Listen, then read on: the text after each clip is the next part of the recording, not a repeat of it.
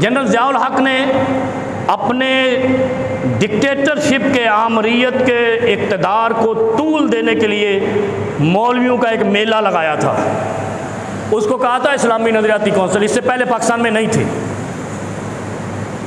थोड़े तारीख भी पढ़ ले करो, सारे हदीस ही पढ़ दे जी। खाली पढ़ने से फ़ायदा नहीं होगा। क्या कहा? वही ये मतलूब, वही ये गैर मतलूब। कुरान पढ़ने में सवाब है, हदीस अमल करने में सवाब है। ये आज माना समझ के जाओ। इस्लामी नज़रियाती कौंसिल मौलवियों के चूं चूं का मुरब्बा है।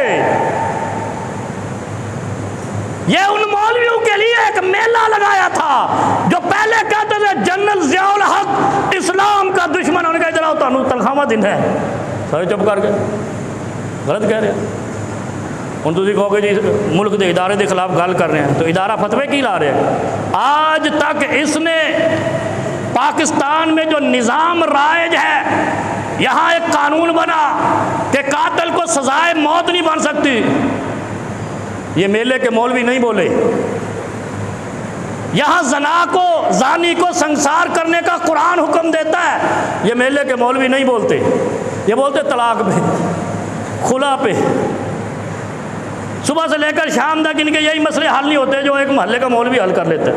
आम आदमी 4 साल मदरसे में पढ़ के हल कर लेता है। नज़रियाती सिर्फ इनको वो मौलवी। अच्छा, यहाँ पे आप देखें, पिछले दौर में मौलाना फजल रहमान को वजारत नहीं मिल रही थी, उसने एहतजाज शुरू कर दिया। उन्होंने उठा के इसका एक मौलवी नज़रियाती कौंसिल का चेयरमैन लगा दिया, मामले सारे हल हो गए।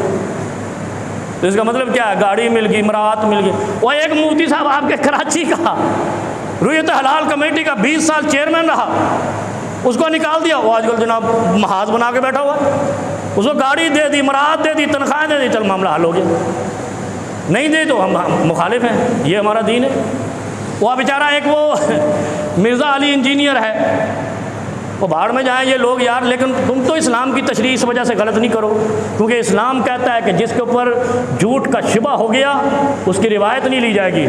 इस्लामी नज़रियाती कौंसिल के किसी मौलवी का कोई फतवा कभी भी काबिल एतबार नहीं है, क्योंकि इसकी बुनियाद जनरल ज़िया ने अपने हराम को हलाल कराने के लिए रखी थी।